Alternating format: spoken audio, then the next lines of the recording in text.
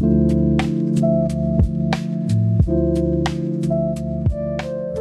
Khadijah. How are you today? I'm doing great. So good to be here, Femi. Absolutely, absolutely. Thank you so much for taking the time to speak with me and to speak with our audience. This is Khadijah Ali Coleman. I am Femi Lewis for Black Mompreneurs. And so we are going to talk today about the great intersection between motherhood and entrepreneurship and your journey. So I guess the first question is a loaded one, but a good one. Tell us just about yourself. Who are you as a mother, a woman, an entrepreneur? Oh wow. Okay. So who am I as a mother, a woman, and an entrepreneur? So I will say that I became a mother in 2003. My daughter just turned 22. And so 22 years of having a mother identity has really been, I would say, central to who I really, when I think of myself, first and foremost, I think of who I am as a mother, as a parent. I feel that motherhood really offered a transition, a positive transition for me. I was definitely a workaholic. Mhm. I would say that I have some of those tendencies to this day, but definitely a workaholic before I had my daughter. I had her when I was 29, and I was really on a fast track to being very successful in the career that I was in. I was a nonprofit administrator. At 29, I had been the assistant director of a out of school times program in Washington D.C. Had been in that role for maybe about 2 years, and had really fast tracked. I had gotten hired in one position and was promoted within 6 months. I had gotten a master's degree a year and a half before. And I was just really good at what I do. And that's really been foundational to the work that I do. I'm laser focused on learning what I have to fulfill expectations, and I get it done. And that sounds really great on paper, but when it goes to the extreme, it can become very toxic. And when I say toxic in terms of, when are you breathing? When are you engaging in self-care? And so being someone very young and being successful in the professional realm, there was no balance or nothing that really triggered a balance until I became a mother. And so, but while a lot of folks talk about motherhood and this work-life balance, I would say that motherhood really forced me to start even considering balance. And the creator knew that I needed to be responsible for someone else to recognize this, because if it came to myself, I was going to run myself into the ground. And I don't come fully equipped with that attention to self and care Mhm. for self, because of just how I was raised and socialized to really think of other people before thinking of myself, which in itself is not healthy. And so when I became a mother, um, oh my goodness. I, just from the beginning, I was like, oh, I need to find some other way to make money, because I can never go to work Me again, too. because I won't be able to leave this person. I love her so much. And I had saved up all of this time for my job so I could have the 3 months maternity leave. And when I had to go back to work, I would sit in front of my computer and just cry at work until my boss, rest her soul, she just passed at 52. Shanita Burney, last year, she died of actually the same cancer that D'Angelo just passed from. And yeah, so she was just a year older than me, and she too, my supervisor, was a workaholic. So I think that's why she promoted me so quickly. She was like, "Girl, you're just like me." And so when she would see me sit in front of this computer and cry, she was like, "Girl, if you don't just go get the baby." So I was very lucky to have this type of supervisor, because I would literally leave work at around noon, I mean, very early, go get my daughter and then strap her on me. And I was still kind of engaging in those workaholic practices until it was, not sustainable. And so when you ask me who I am as a person, I definitely am someone who is really committed to, if I have a task in front of me, I want to do it in the best way possible.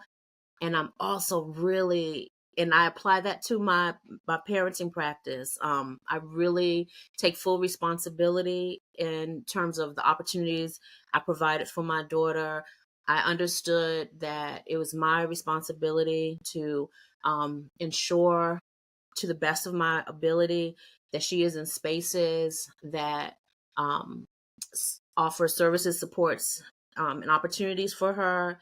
I am to vet people and situations for her to the best of my abilities. And there's nothing that I would do professionally that I would not apply to my parenting practice, if, and speaking from an integrity and a responsibility perspective. And so I homeschooled. I began homeschooling her off and on through her P through 12 experience, because um, I realized that when I had her in public school spaces, that I could not rationalize some of the things that were happening and some of the expectations that teachers had for me to really co-sign on things that I know are not best practices when working with young people, because that's what I've done for my entire career. If I wasn't in a nonprofit environment, I was a higher education administrator and a faculty member, like teaching. And so, and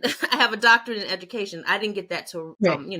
more recently. But if I know best practices, I'm not going to co-sign when a teacher's telling me something about my own child. And so that's when homeschooling came into play. And so, yeah. So, how did entrepreneurship fit into that? Because I know you were talking a little bit about having to balance professionalism, like a traditional workspace, with motherhood. And then you realize I got to homeschool to get the outcome that I really want. So, how did entrepreneurship play into that? That's an excellent question, because I've always been an entrepreneur, and always been about multiple streams of income. So even when I have had 9 to 5 jobs, like even now, I'm going to have a company doing something.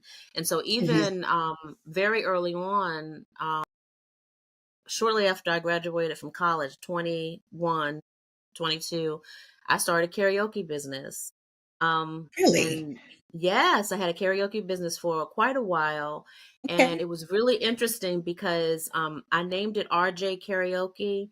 And so RJ stood for Real Jams. It's so corny, I know. But But it worked.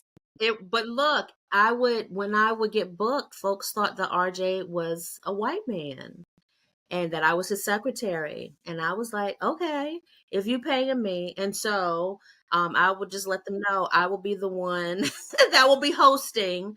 And so I would hire men to help me carry my equipment, and did that for a while. But it was really my foray into entrepreneurship and seeing just how extremely sexist and at times racist things could be. But you navigate it, because it is what it is. And so, even before that, I babysat when I was a teenager. But after Real Jams, karaoke, and I just really got sick of lugging around all this equipment. And this was before flat screens and you can put all your files on a hard drive. I'm Mhm. literally lugging around televisions, um, stacks of CDs. CDs and stuff like this. It's Wow. crazy. So I would say after it was like, okay, I got to pivot into something else. And so I started doing consulting, I would say in the early 2000s. And that was when I had, as a nonprofit administrator and a higher education administrator, I really got savvy in training on a bevy of topics. And folks were always asking me to come and speak to their organization. So I decided to just make that a business. and I started So Our Youth Aspire in maybe like 2006. And I had a companion blog where I would talk about youth development. I had, when I was at Covenant House, Washington in the early 2000s, I got trained in advancing youth development theory, which really has continued to be really foundational to how I develop programs, curriculum, and work with young people. And so I would do trainings. I got certified and being an AYD facilitator. And so that became really my foray into doing consulting as a business. And then after this, in 2008, I started Liberated Muse Arts Group, Mm-hmm. my performance art company. And so I just formalize businesses when I am being asked to do something independently, as whether it's a speaker, a performer, a writer, commission pieces, or whatever. I try to formulate some business entity around it to be able to separate it from the work that I do as a 9 to 5, and also for tax purposes. Mm. Got you. So I have to ask you this, and you also have the Black Homeschool Association. Did I? Black family That, homeschool educators and scholars. And so I started that in 2020 when I got my doctorate in 2020. And we all know that's when COVID happened and the quarantine. I actually defended on that Friday before we went into quarantine. But what wow. was happening? Yes, and so it was virtual, and it was crazy. And so I was part of a lot of groups when I was preparing to defend my dissertation, like leading up those last 2 years. I really didn't feel like I had the support at my university that I needed. I didn't have a mentor. And it's really Mm, interesting because whatever space I'm in, even when I'm the student, folks really pull on me a lot to draw from my expertise. And that has been very hard for me because I feel if there's a through line in my life, I feel like I've always been scrambling and struggling to find someone to be a mentor or support, even, and that, of course, that's a mothering issue as well. And so because that hasn't existed for me, I have had to self teach or learn and to support myself, and it backfires because then I don't get people like, oh, look, you did all this. Can you teach me? And it's like, my goodness. So even in my graduate program, I had hmm professors who were my professors asking me to introduce them to people that I have connectivity to as an artist or what have you. I had an assistantship when I was in graduate school, and I had people that were supposed to be my advisors asking me to edit papers and things like that, which is not was another business that I had before I started my doctoral program. So they knew that they're getting from me a professional, but it's exploitation in a sense. And so all of this is happening. And so I was like, let me just look outside of my university and go online. And so it was this group that Donna Ford, she's an educator that's really, she's a professor. She was formerly an educator, but she's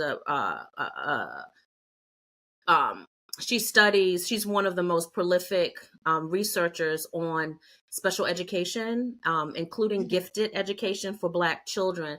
And she started this group on Facebook where she and all these other people who have gathered would give just this wealth of information to doctoral students.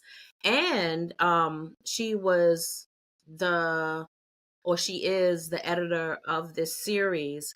And she was looking for researchers to publish. So she found out that I was writing about um, dual enrolled African American homeschool students and their perceptions of preparedness for college. And she offered me a book deal while I was still a wow. graduate student, right before I defended. And so when that happened, I was like, oh my goodness. So I decided to start a group on Facebook for all of these Black families that were now deciding to homeschool because of COVID and because they were being kicked out or not allowed in to homeschooling groups that already existed, because for those of us who have been homeschooling for a long time, many people, many of the people like that didn't believe that those choosing to homeschool because of COVID were doing so because they wanted to, and they didn't want to kind of contaminate, or what they looked at as being a contamination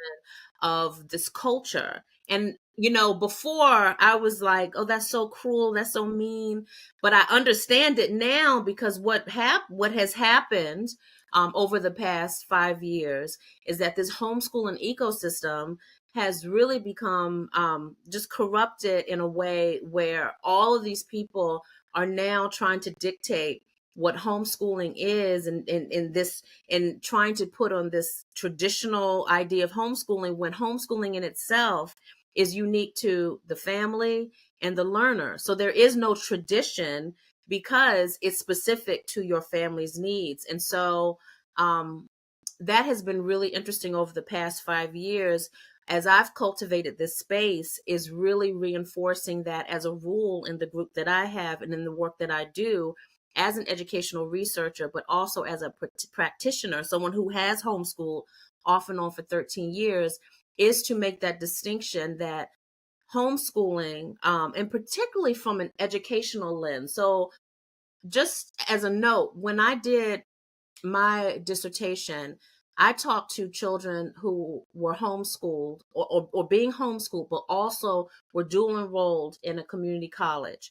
And so what I was asking them what were those things that they experienced or received during being homeschooled, that prepared them for their current trajectory as college students, because they're doing both, and at the time, this was 2019, 2020, when you looked at studies, and there wasn't a lot of research, but homeschool students tended to have higher academic retention and graduation rates that when compared to those from traditional schools. And Really? also their grades were higher. And I now want to go back 5 years later to see what those numbers look like, because we have a lot of people who have begun to homeschool, but have not recognized that for the most part in the culture of homeschooling, it was not to replicate a traditional school setting. It was to create what worked for your child and for your family. And now we're seeing a lot of ex-educators who are fed up with teaching, but then have brought into this ecosystem a lot of the beliefs of the education system that sometimes, Institutional right, education. and that counter some of the natural, that foist upon limitations upon this natural tendency that we have to just want to be learners and to learn in ways that aren't necessarily in a classroom.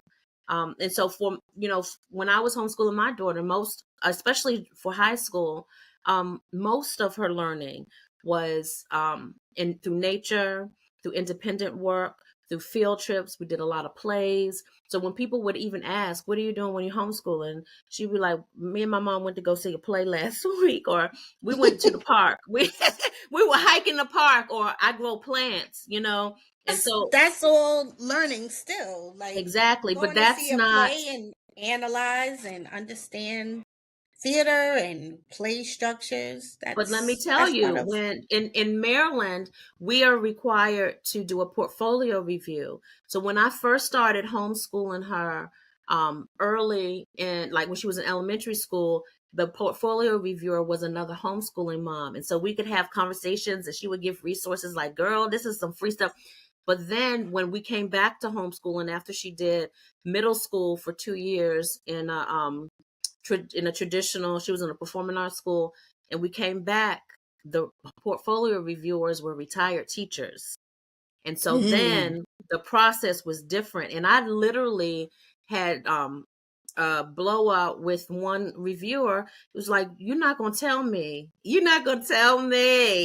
that. And someone had to come and get her away from me, because she was trying to tell me that something I wasn't showing sufficient learning outcomes, because she was Mm. so mired in this. And they literally have now the document looking like a traditional report card, when that's not Mm. how homeschooling works. So that has really been, as you can see, my entrepreneurship has really been tethered to what I do in my life, and through my work as an artist or an educator. Right. So, I mean, we know now what it looks like, entrepreneurship for you and motherhood. But, when you were first making that decision, this is what I'm going to do. I'm going to be a consultant. What did you think that success was going to look like? What did you think it was going to look like versus what it became? I guess I I always find it interesting, how common it is for people that know you to expect you to do things for free. And most of my For clients, exposure. right, right. But just it's even like my mother, God rest her soul, she passed in 2014.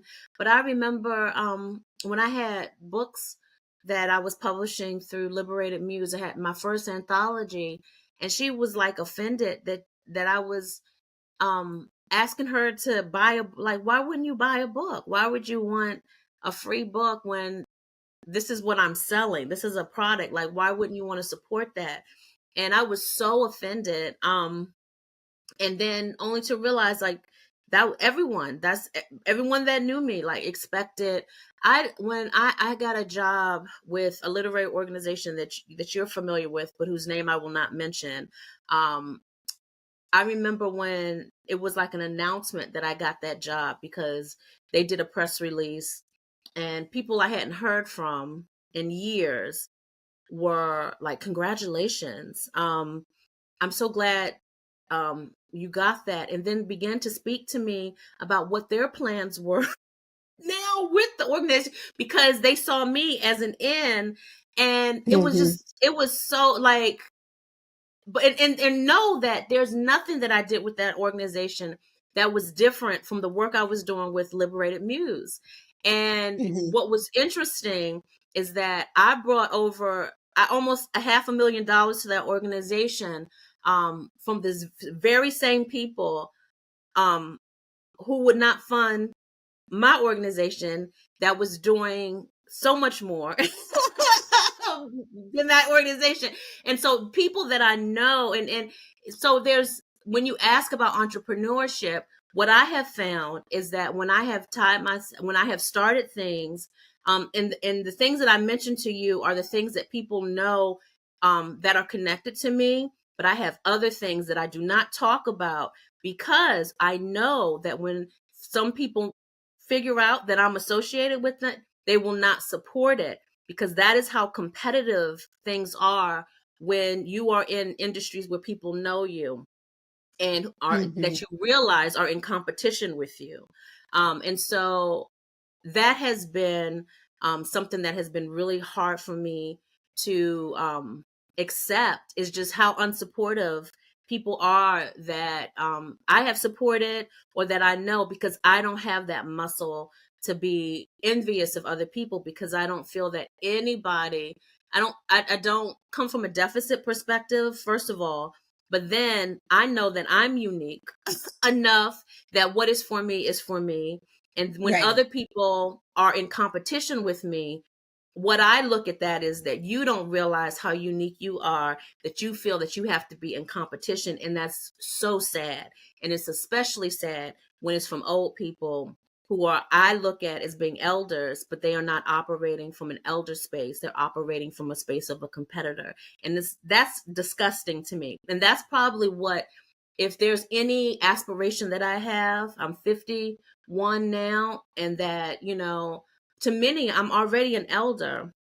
And I hope that I will never appear to be to someone younger as that they would ever get the impression from me that I am competitive of someone who I've mentored or I'm old enough to be your mother. That is absolutely disgusting to me. And so that has really been something, in answer to your question, that I never expected from being an entrepreneur, from being a creative, from being someone who's really active in education and art spaces, that level of competitiveness and from people that exists to the point that people will try to disrupt your success or your momentum just from jealousy and competitiveness. That has really shocked me in these spaces. So it seems like success is about learning the lessons, but then also, how do you create boundaries? Like, how do you protect yourself, your family, and your businesses in these moments? So I would say the success also for me is when I see that I have helped people remember who they are. That is why I do Mhm. any of this, and Black people in particular. All that, just even from the titles of these things, Black Writers for Peace and Social Justice, which I didn't talk about, which is a nonprofit I Right. started last year. Black Family Homeschool Educators and Scholars, Liberated Muse, So Our Youth Aspire. Naming is very important for me, and I care greatly for Black people, young people, Black families, Black children, and I really do this work. And success for me is when I have empowered folks to be able to be their best expression of their self. That's success, because the money is going to come some way. And for a lot of these business ventures, I've had to have a 9 to 5 in order to get them started or to sustain them. Mhm. And that is success for me, is to be able to have a lot of folks look at outside of yourself getting funding is a success, but to me, when you get the outside funding, a lot of times that means that you have to then repay that debt with something that isn't always aligned with your integrity or your principles. And so when I'm able to fund or to sustain or to do this work, that I'm a valid funder as well. And so that has been I've been very proud of that. I'm hoping to be able to create scholarships through my nonprofits to give back to the university. My UMBC, I graduated as an undergrad, which was a place that was really foundational for me to find my voice as a writer and an organizer. And so those are things that our success for me, is able to give back and to see other people follow and do the same types of work. That is just, that brings me so much joy. Awesome. So I wanted to know, how has motherhood, and I know you have, I'm in the I'm in the muck and mire with mine, right? 8 and 11, but you've got a whole grown person. But when you think about motherhood and your journey as through motherhood and entrepreneurship, how have they informed each other? My life as a mother has really, I think, made everything else that I do relevant. Um, she has always kept me relevant, whether it's through just keeping me up on what young people are thinking and doing and all those things, but also she's become I think, my moral compass. So what it is that I want for her and believe is possible for her is then, what am I doing when I work with young people, when I work with families? Is this what because there should be no difference.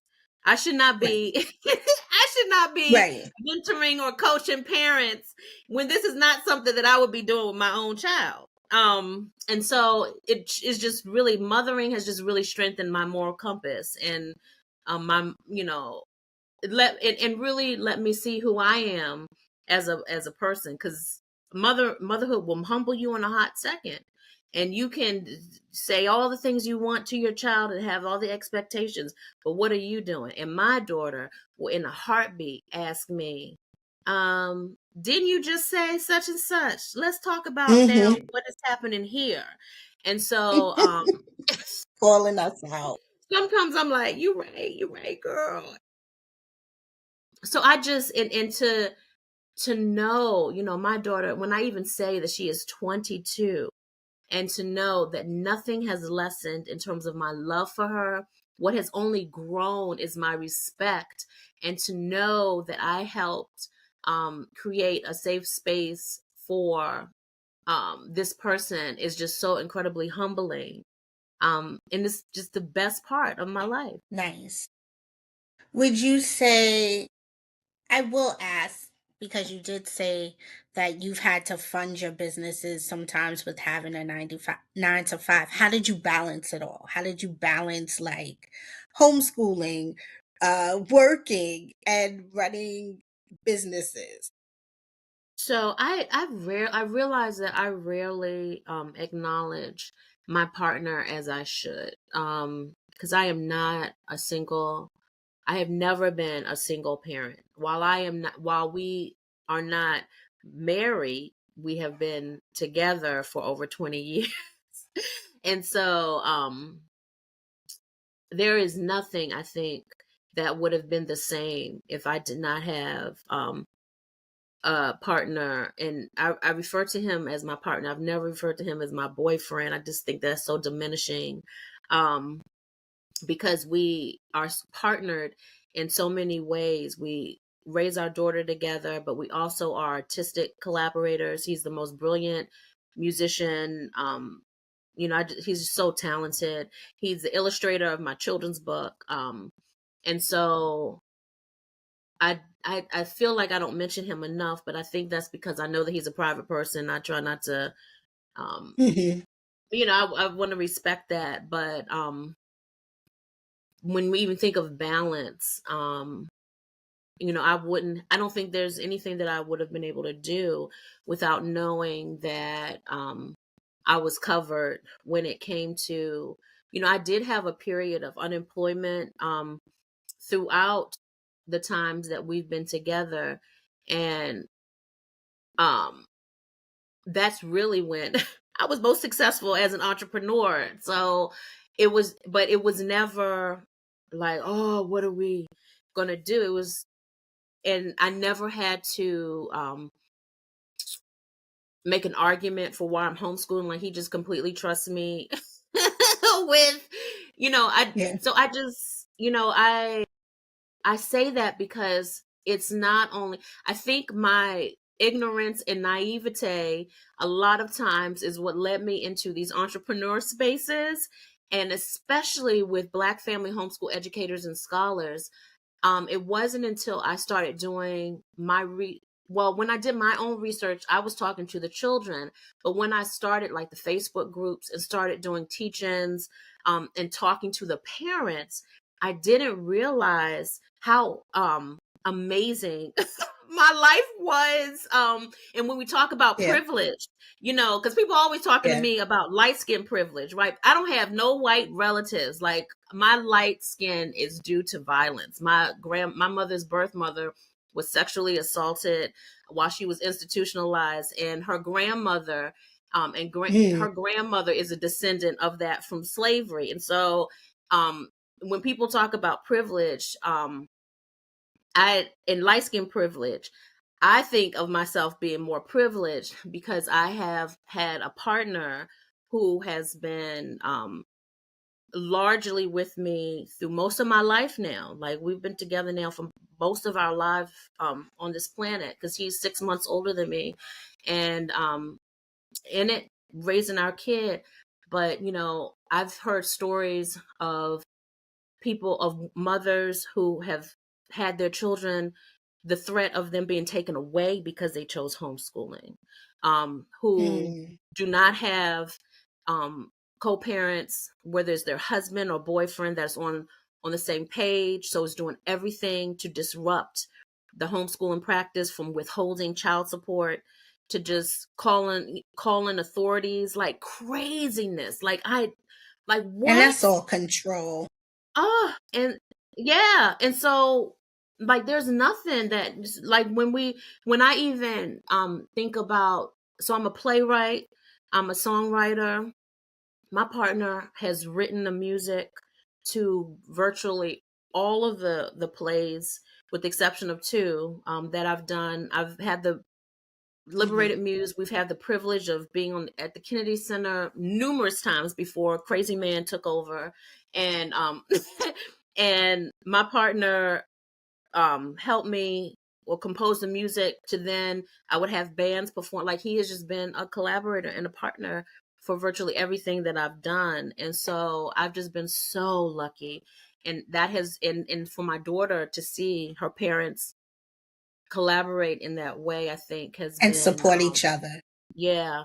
I think when you ask about balance, when you ask about what has been in place, that's really been the only way that I've been able to do any of this. And I am not so naive and ignorant to discount that.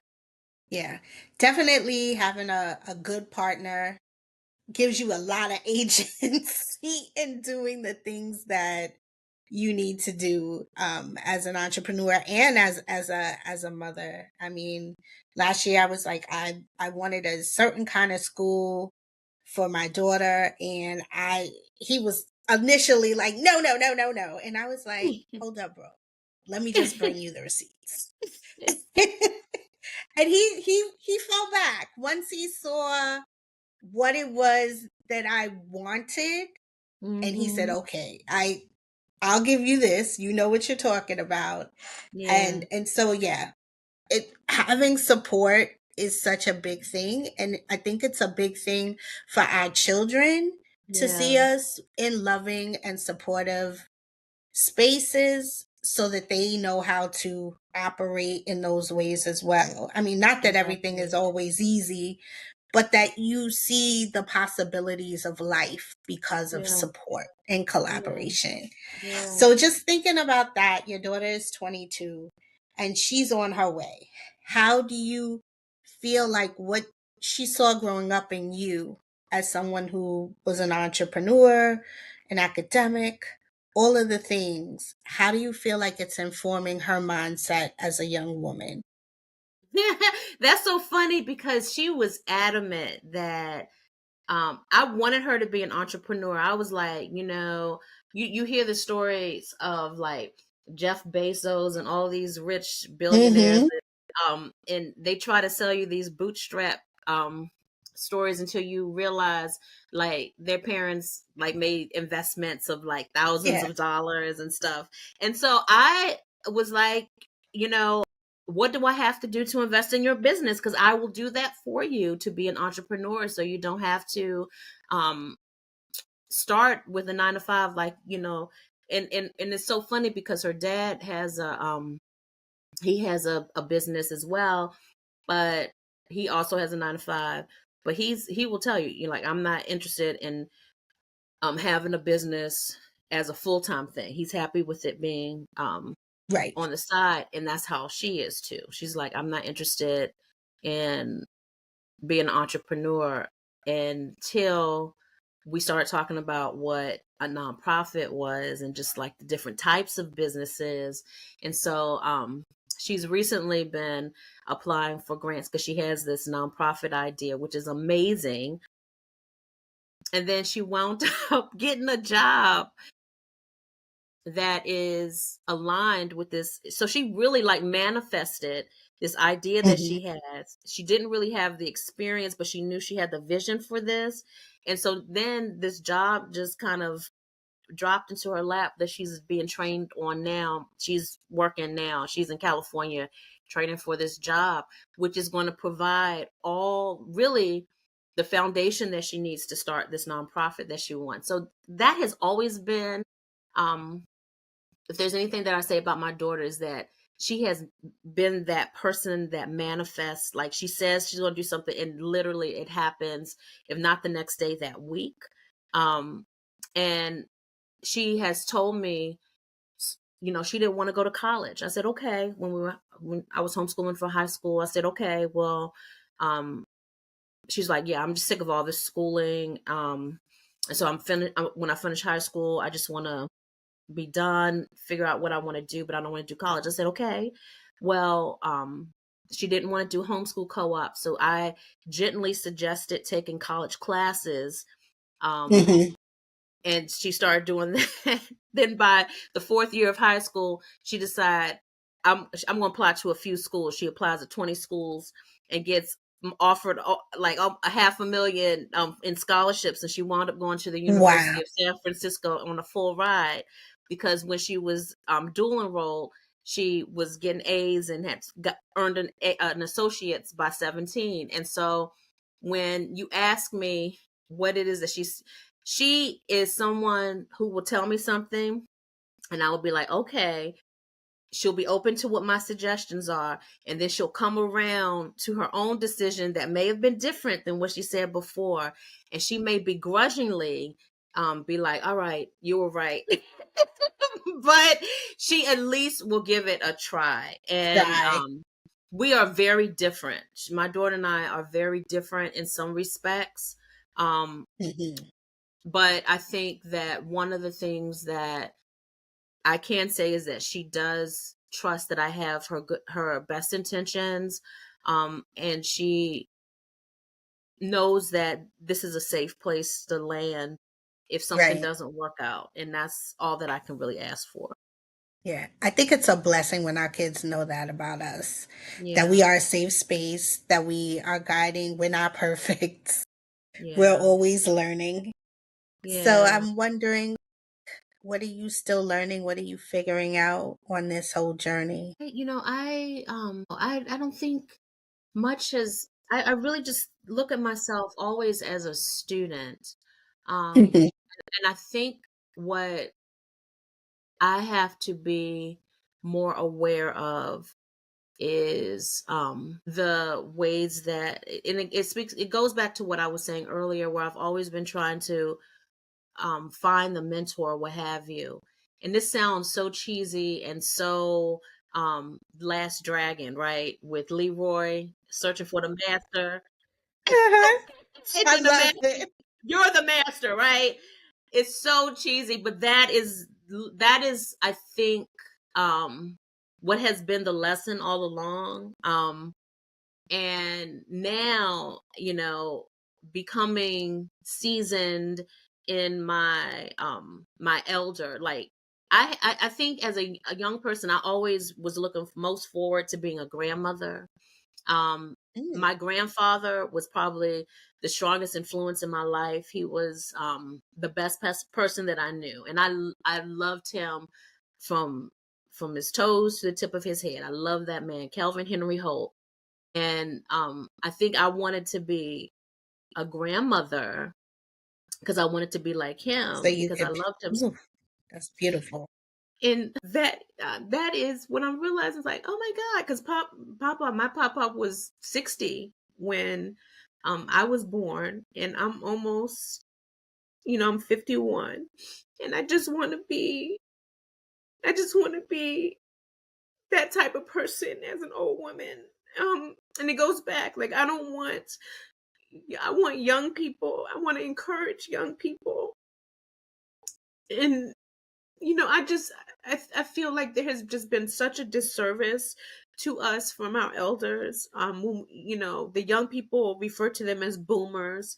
And I think they did just it's disgraceful where we are right now politically, largely because of people who do not know how to move aside and let young people lead. And I feel like our generation, who that's referred to as Generation X, but those who were largely born in the late 60s to the early 80s, I'm 73, we really have not had the opportunity to be in positions where we are honing our leadership role. So even as we have this conversation about entrepreneurship, for me, entrepreneurship oftentimes was a necessity, because there were not moves of elevation that were possible, because there were often people that refused to leave their post and make space for new leadership. Right. And I feel like that is the sin of our fathers and mothers. And I think, and I really do not want to duplicate that. There is power in the youth, and there is a necessity for a young person to be able to have space to learn who they are through leadership opportunities. And that is what I have spent most of my time in my life, is developing that for young people when that wasn't put in place for me. So even as I am supporting young people, I still want to have the opportunity to express and to do things. And I want to learn how to do that gracefully without usurping the opportunities and the spaces for young people. Because again, our elders did not do that gracefully, have not done that gracefully, because all of them are not dead.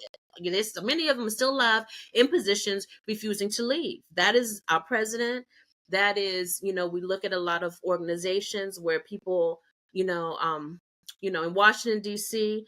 That's a conversation coming up with Eleanor Holmes Norton, who is 80 something and has had many episodes where um, she clearly has dementia, but they're not people around her who are helping her to gracefully step aside. She's had a position for over Mhm. 30 years, and Wow.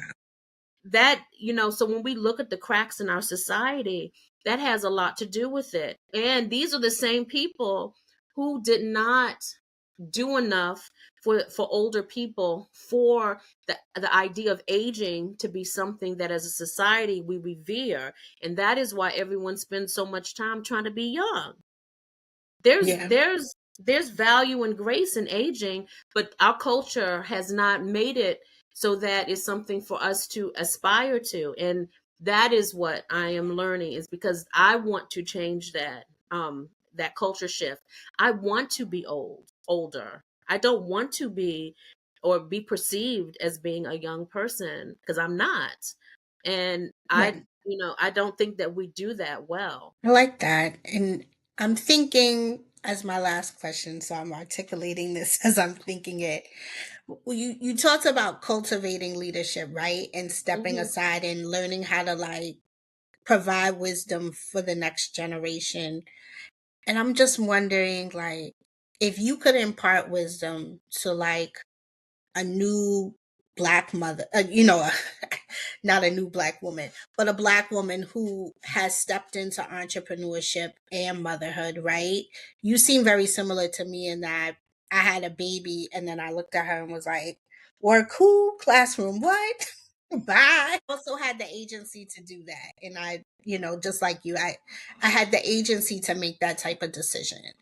But if you could mentor or you could give three pieces of advice to a black woman who is becoming an entrepreneur and has children, what are the most important things you would say to her? It would really be the same that I've said to parents that I've coached who are homeschooling, because the number one question that always comes up is how to do it while working. And I think we often look at entrepreneurship as being this recreation, having a restaurant or a brick and mortar space or something really big. And, without recognizing that a lot of us have created entrepreneur opportunities for ourselves by just really formalizing things that we normally would do. Based on the work that we do within the nine to five. So whether it's that consulting work or, you know, I think everyone has an old person in their life that they've done some type of graphic design using Canva or something like that. So, formalizing something like that, but also realizing that there's no shame in part-time work, um, while you're or part-time or full-time, but being an Hmm. entrepreneur and also knowing that you may have to have some type of income coming in from part-time or whatever. I know for me, I did a lot of adjunct teaching while I had my consulting business, and doing contract work, while I was homeschooling.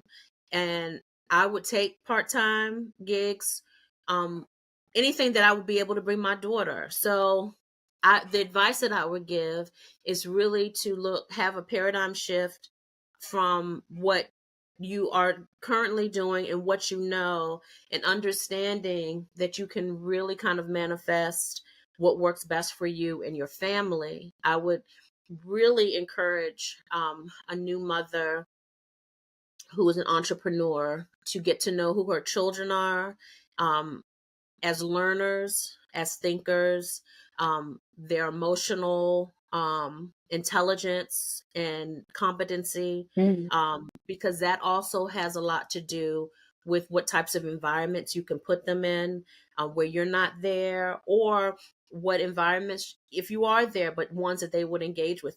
We have so many funny stories. My daughter's father and I, where we have taken her to be part of, like, oh my god, the funniest was I enrolled her in this African dance class because she had been in like a ballet and mixed form class when she was little, but we all know they don't know what the hell they're doing, and it's really just for them to show up and be in cute tutus and things like that. Yeah. But this was when she was a little bit older. We put her in an African dance class, and she literally was like, so why am I here? And the whole class she just stood there, didn't participate. We were looking through the little, she didn't participate. And she was, I don't want to do that. And like, if we had Mm. had a conversation with her before, and that's an example of just having a conversation, and kids will show you and will tell you, what it is that they want. And I don't think that we have, especially Black parents, we don't, and if we're over 30, we don't have the experiences of ourselves of having parents who really valued our opinion or believed that we had thoughts about things that were valuable or valid to pay attention to. And that's something that I have learned in parenting a Gen Zer, is that you can have a conversation with them and it may change, but you won't have a lot of time putting them in situations that aren't for them. And you can spend more time from a strengths-based approach, finding what it is that they like, what they're good at, what they feel good about, and kind of creating an interdisciplinary experience for them instead of fighting with them about what you think is important. I have this I teach this class, English, this English class at Coppin State, where I'm an associate professor, and I had the students do a bio about their aspirations, their career aspirations. And I had this one student, he was like, can I come and talk to you in your office about the assignment that you have us do? And in our conversation, because he was talking about how over the summer he knows how to put together computers. He's a computer science major. He earned $10,000 for this company. But then in my office, he's like, I don't like any of this. I do it because my mother said that Wow. that's the only way that she would pay for college for me, is if I majored in computer science. He said, but I want to be a photographer. Can I put that in my bio? Can I put that in my essay? Can I talk about that? And I was like, of course you can. I was like, your mother's not here. I'm not asking your mother about what she wants for you. I'm asking you I'm not about gonna what you tell her want. anything. Exactly. Right, but he wanted to have that conversation privately with me, instead of we were having like a classroom discussion with everyone. And that floored me, because he's not much younger than my daughter, but clearly he has a different relationship with his mother than I hope to believe that I have with my daughter. And that would be my advice to parents is, you know, let these kids find out who they are, um, and support that, instead of trying to put your own aspirations and dreams on them, and only supporting that if if it's like you. Right. So yeah.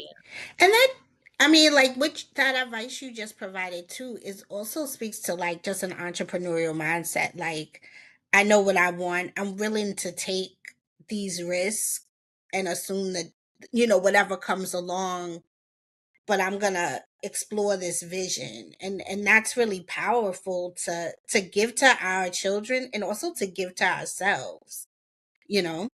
Yeah. Yep. Absolutely. Absolutely. I appreciate that. So was that the last of your wisdom tips?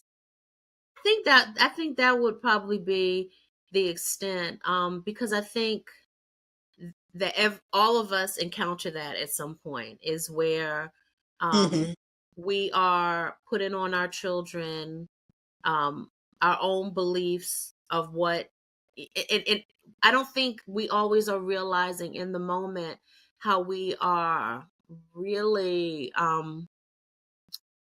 impacting their agency and their sense of self when they can't make a decision, certain decisions for themselves. It really thwarts their development. And I don't think a lot of parents, I think fewer parents would be so smothering and Mhm. controlling if they realized how it impacts their child's development into adulthood.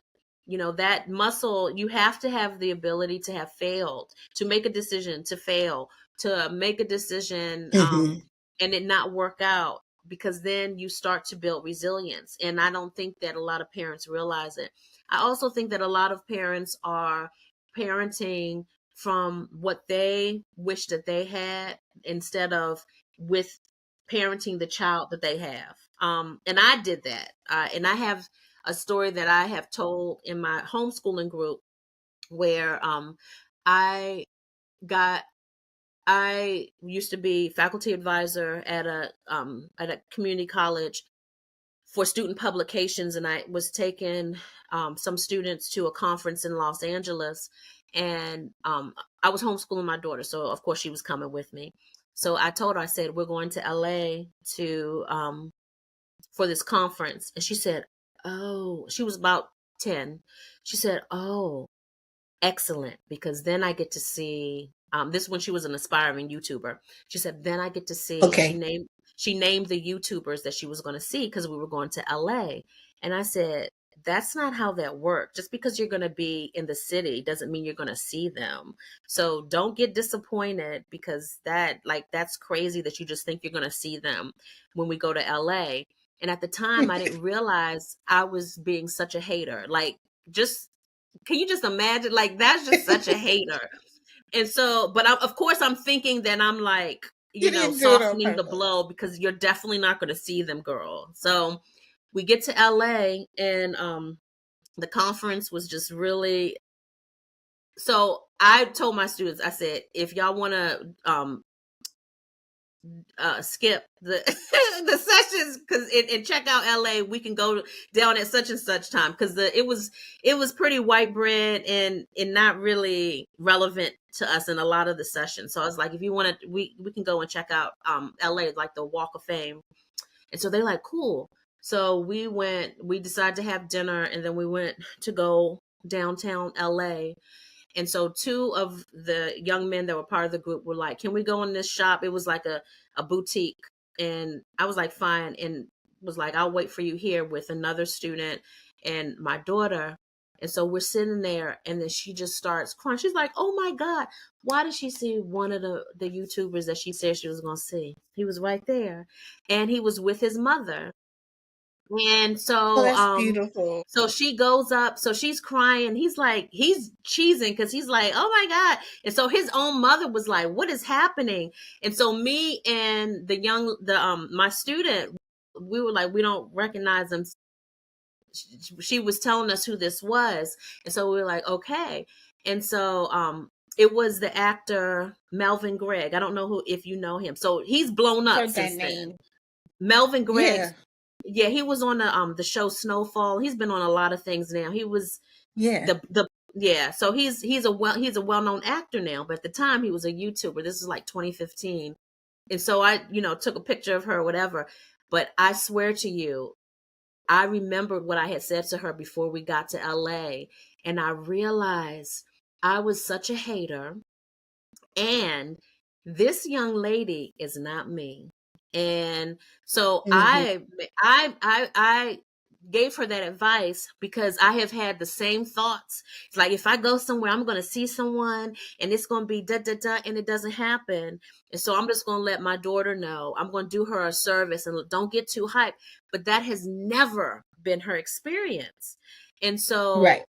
so that was 10 years ago, but I literally think about that. That has been lodged in my brain whenever I'm about to give her some advice that's coming from my experience that I'm now trying to put on her that has nothing to do with her. And it's funny, she's in LA Mm. right now. That's where her job training is. That's so funny. This the full That's circle of yeah. it. Yeah. It Yep. certainly is. Thank you so much. I really appreciated speaking to you. And Aw, you know how long I've been an admirer of you and your daughter, like since she was aw. like a little thing when we were at the Literary Freedom Project that That's time. right. We shout I out to Ron Kavanaugh. That's how you and I That's met. right. Fellow Absolutely. fellow educators, fellow Mhm. writers, and so it's just been such an honor to be in community with you all these years. And so I am so honored to be on your Absolutely. podcast. Thank you for inviting me. Thank you for being my very first interview. Yeah. I really appreciate all of your support. Thank Oh, you and so I'm much. just wishing the best things to come. Thank you so much. Have a great day. Thank Bye, you. everyone.